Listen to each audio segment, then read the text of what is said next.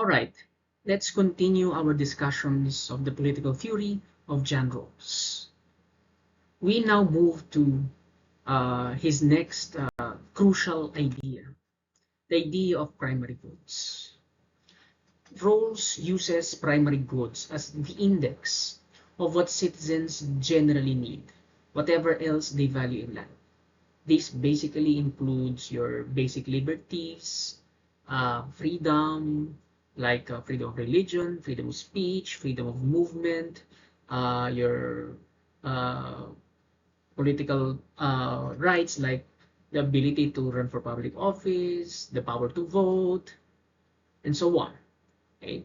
So the use of primary goods, according to Rawls, avoids reducing justice to subjective happiness and instead focuses on the objective means people need to pursue their own conception of good.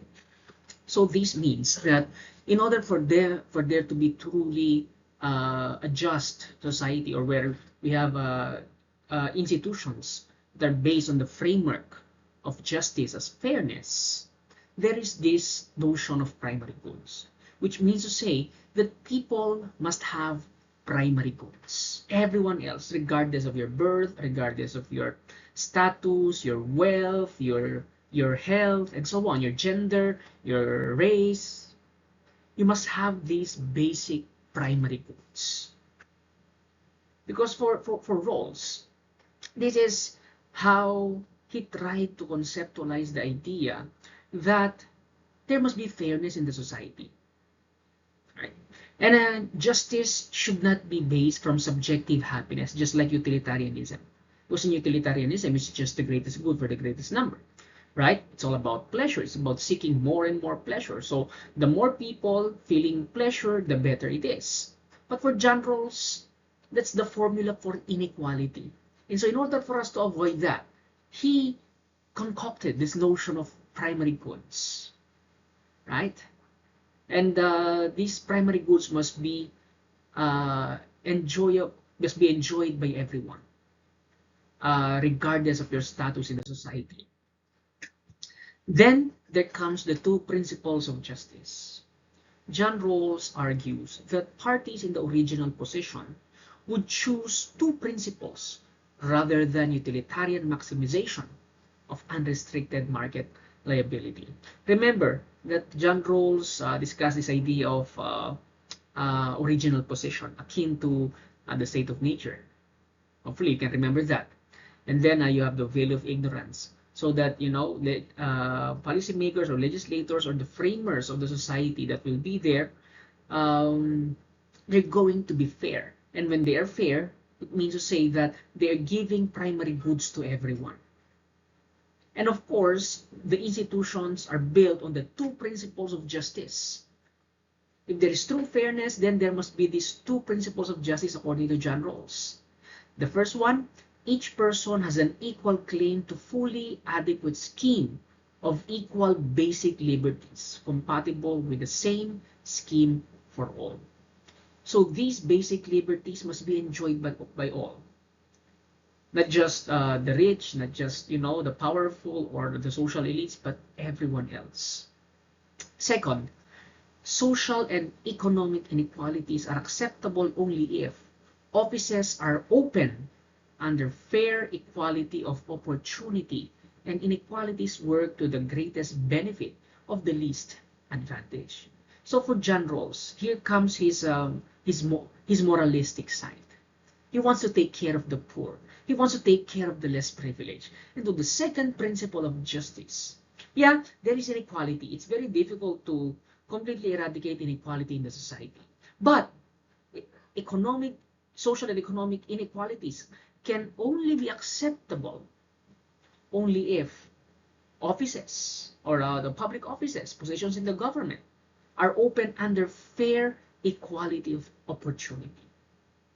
So everyone must have the right, because basically everyone has the basic rights. Remember the primary goods. So therefore, everyone must have the opportunity, right, to occupy offices, right? And these inequalities, they work to the greatest benefit of the least advantaged. Okay, let's dig in deeper to these two principles. The first principle includes liberty of conscience, freedom of thought, freedom of speech, freedom of association, political rights, like the right to vote, the right to run for public office, due process, and protections under the rule of law. Okay? These are the basic liberties, equal basic liberties for all. This is the first principle.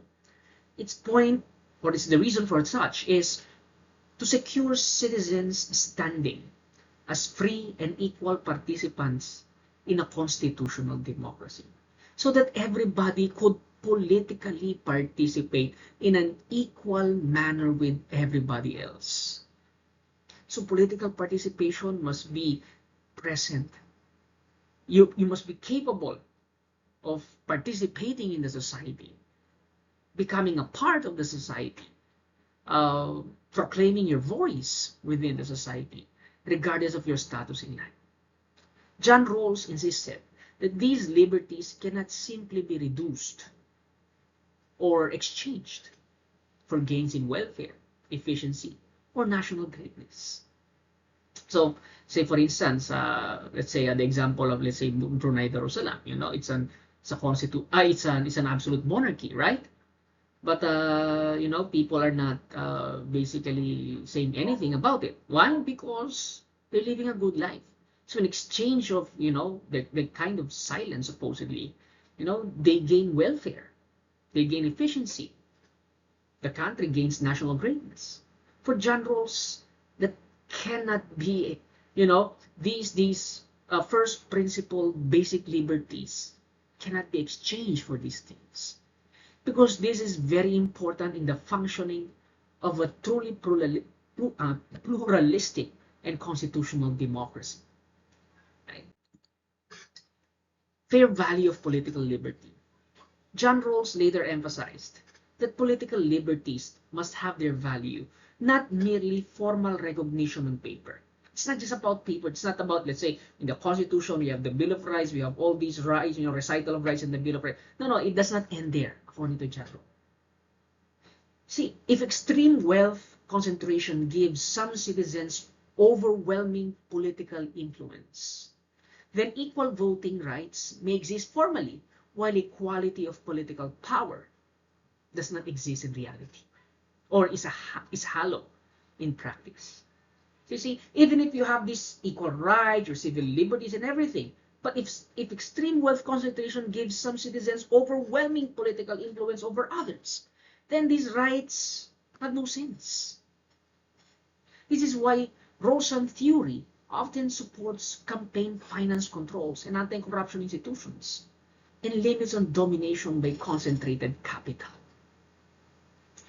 Okay? Because John Rawls was worried that if too much capital is concentrated on the hands of very few, we're going to have a very, a society that there is large volumes of inequality.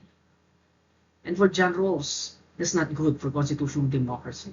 That's not good for justice. We cannot build justice as fairness within the institutional system of the society if that's the case. So we have to do something about that. Then there comes the second principle, fair equality of opportunity. This is stronger than the idea that careers are simply legally open to talent. It's not just simply about meritocracy. Citizens with similar abilities and motivation should have genuinely similar life prospects, regardless of class background, race, family, wealth, or inherited privilege. So, this supports the idea that there must be public education. There must be public health, anti-discrimination law. There must be social efforts to weaken the effect of unjust starting positions. Right? I remember one definition of social justice. I think this was according to Ramon Magsaysay. Said that those who have less in life should have more in law. So in a way, John Rawls is kind of saying the same thing. He knew for a fact that, we started on unequal footing. We have very unjust starting positions. And so John Rawls is hoping for institutional changes within the core of the system itself that would include the so-called fair equality of opportunity. Right? Let's say, for instance, okay, let's say there's an academic qualification for, let's say, a particular public office. Right? If you possess this particular academic qualification or career experience or job background, you're gonna qualify for the job. Okay. But it does not end there. Why? Because there are other people who are also equally talented, but they were deprived. Why? Because they were not able to study. Because public education is not good enough. For example, right? Some people who are equally talented, but let's say they succumb to sickness because the state does not provide public health. Right? That's why there must be primary goods provided for everyone, according to John Rawls. Otherwise, there would never be true fair equality of opportunity. Right? You have a child, let's say, a child who's equally talented with everyone else, but he lacks the money to go to education, to good educational institution. Let's say the public education system in their place is not as good as the other educational system. See, that's gonna be discriminatory, very subtle, and yet it would have a strong impact to the society. It would have a strong impact to the notion of justice as fairness. Now, diving deeper into the second principle, the so-called the difference principle. This principle allows inequalities only when they improve the prospects of the least advantage relative to alternative institutional arrangements. Okay, so what does this mean? Okay, so Rawls rejects both strict leveling and unrestricted inequality. Some incentives may be justified, but only under a demanding test of public benefit to the worst off. Say, for instance, let's say there could be a governmental policy that caters to the needs of the poor. John Rawls would approve of that. That may lead to inequality, but that inequality favors the least advantaged. See? So the moral question becomes whether the social system is arranged so that those at the bottom are as well protected as possible, consistent with liberty and fair opportunity. Okay? Meaning to say, there might be an equal treatment, let's say, between the rich and the poor, because the government is providing something for the poor. And in the same way, the government does not provide that particular thing to the rich. For John Rawls, that's acceptable. Why? Because the kind of inequality is advantageous to the poorest of the poor, to the least advantaged. Okay? So John Rawls is saying that if there is inequality, then it must favor the least advantaged, not favoring the rich, the poor, the rich, the powerful, the affluent. Right? It must favor the least advantaged. Rawls orders his principles lexically. Basic liberty comes before fair equality of opportunity. Right? And fair equality of opportunity comes before the difference principle. This means a society cannot justify curbing civil liberty simply because doing so would make it richer. Right? Civil liberties comes first. Right? Because there could never be fair equality of opportunity without these basic liberties. Right? And, fair equality of opportunities come first before the difference principle. Right? So that's the lexical priority for Rawls. Justice is prior to aggregate welfare. Some values are not to be traded away in social bargaining. So Rawls pointed out that there are very special things in the society that would serve as, the kind of guardians of justice. And basically, these are your basic liberties. It cannot be bargained away, right? Okay, let's go to some illustrations. Let's say, suppose two students have the same ability and discipline, but one comes from a rich family with excellent schools. This was what I was talking about a while ago. And the other from a poor district with underfunded public schools. A system that merely allows both to seek the same examination is formally open, but not fair for John Rawls. Fair equality of opportunity requires background institutions that work to neutralize those class-based disadvantages. Okay, let's say, civil service, you can take the examination. If you take the examination, then you could apply for these particular governmental posts. But there's inequality there. Why? Because some people who are born in poor districts with underfunded public schools, they're not very good schools. And so the education of these poor students would be greatly affected. While on the other hand, you have this very rich student, right, who could afford the best schools all over the world. And then they would sit in the same examination. Of course, that's unfair, right? The poor would, there's a huge tendency that, this poor guy who went to an underfunded public school would not surpass, the brilliance of this rich person who went to the best schools all over the world. See, there's inequality there. Healthcare, okay? So Rawls doesn't oppose all professional wage differentials. Okay? There could be wage differentials. Remember, John Rawls is not a communist, He's not saying that we should be equal when it comes to wealth. No, he's not saying that. Far from that. Okay? He believed that there could be, higher paying jobs compared to others. Like say, higher salaries for scarce specialists may be justified when they improve social outcomes. Right? But the justification is conditional. If inequality is unnecessary, or if it does not improve the condition of the least advantaged, it loses moral legitimacy. See?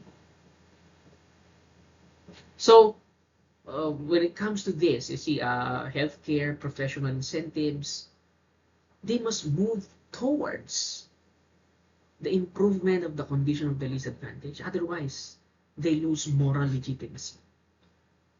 This makes the difference principle a test of institutional design rather than a blanket endorsement of markets. You see, John Rawls is providing these principles as a kind of test for designing the institutions that we need or that we're going to frame that would embody the basic principles of justice as fairness.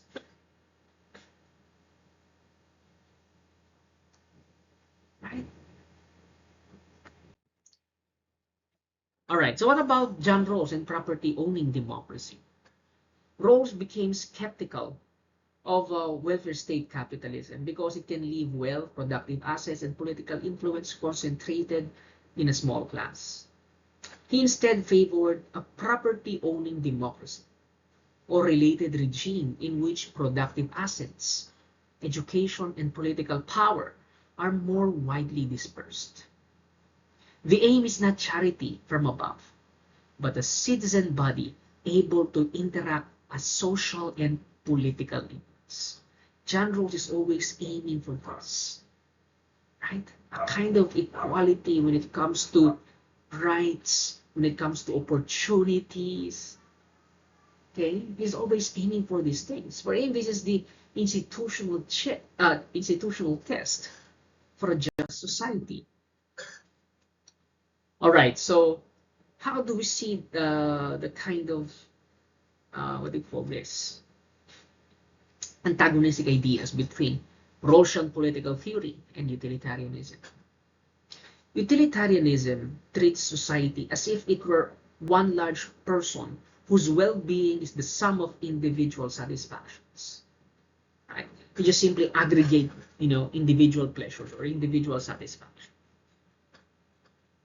Right? Rawls rejected this. Rawls objects that this ignores the separateness of persons. John Rawls believed that each individual has a dignity of its own that has to be acknowledged. See? Separateness of persons. We cannot just simply aggregate persons. Gains to many cannot automatically cancel grave injustice to a few. This is where, John Rawls being a Kantian moralist comes in. Immanuel Kant is against consequentialism. Right? He believed in the inherent dignity of each person. That, the life of 1 million people is not greater than the life of one person. That's what Immanuel Kant was talking about. And that's what John Rawls is trying to re-echo once again in the 20th century. Justice as fairness, therefore, places side constraints on what institutions may do in the name of aggregate social benefit. Right? So there must be constraints, according to Rawls, on what institutions would provide in the name of aggregate social benefits. Let's talk about some of the critiques against John Rawls. There's this another political thinker, we're not going to study him. His name is Robert Nozick.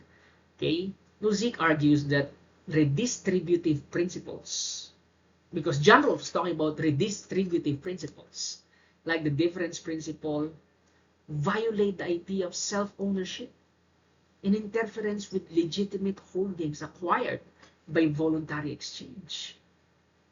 Right? From this view, justice depends on historical entitlement, not on pattern distribution aimed at helping the disadvantaged. Well, John Rawls's response here is that property rights themselves must be justified within a fair system of institutions, rather than treated as morally absolute from the start. Okay? So look at that. For Nozick, it violates, private ownership, because when you own, you own it. You do whatever you want to do with it. You allow your children to bequeath all this wealth later on when you die. Right? But for John Rawls, okay, that's good, but that has to be justified within a fair system of institutions.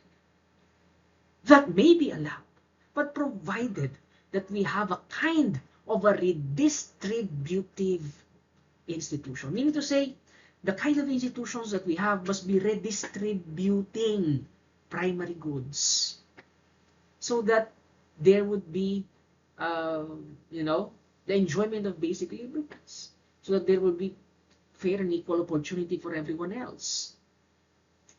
Right? So that if there is inequality, it would lean towards the side of the disadvantaged people. Right? Now, there's also this communitarian critique. Communitarian thinkers argue that John Rawls imagines persons too abstractly, as if they could choose principles apart from their social memberships, traditions, and communal identities. See, these communitarians claim real persons are embedded in histories and moral cultures that shape what justice means to them. This criticism charges John Rawls with underestimating the constitutive role of community in moral and political life. Because John Rawls is too focused on reframing institutions in order for redistributive justice to take place. But, for communitarian thinkers, John Rawls was not able to see, or has underestimated, the constitutive role of community in moral and political life. Right? So us as a people, right? Us as a people, Not necessarily, the kind of aggregation that the utilitarians are talking about, right? But pretty much like, what, Rousseau was talking about in the general welfare.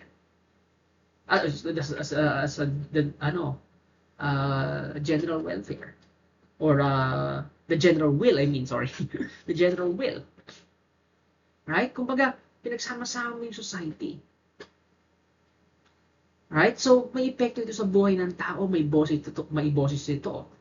So, para kay John Rawls, hindi daw niya masyadong natingnan yan, sabi ng mga communitarian thinkers. And there are also feminists and, feminist critiques about John Rawls. These feminists argue that the early versions of Rawls's theory paid insufficient attention to the family, unpaired care work, dependency, and patriarchy. If the family is part of the basic structure, then power relations inside households also affect opportunity, self-respect, and equality. Because the feminists are talking about this, that even within the family itself, the family is a social institution, there is inequality inside that has to be addressed. Right? And these criticisms basically widen the scope of justice beyond public institutions. It pushed Rawlsians to think more carefully about gendered structures. Okay. Capability and disability critics. All right, Amartya Sen.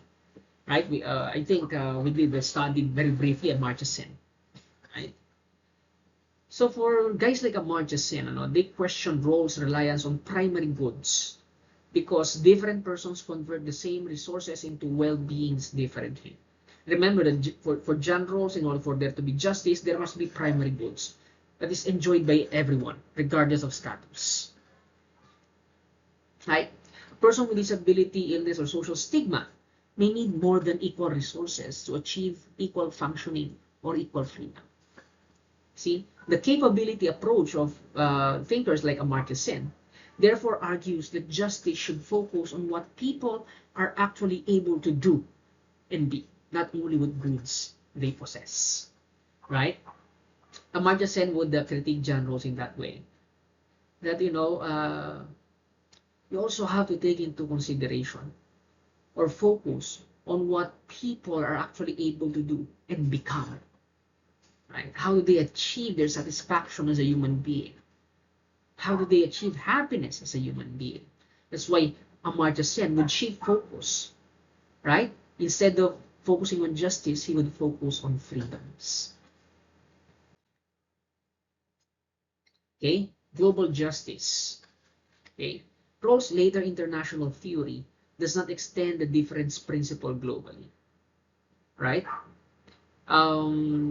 His theory wasn't able to completely extend to the boundary of the international relations. Okay, even so, Rawls' conceptual vocabulary, original position, veil of ignorance, fair equality of opportunity, public reason, and the least advantage has become indispensable in political theory. His enduring legacy lies in showing that modern democratic societies must justify their institutions to citizens regarded as free, equal, and deserving of fair terms of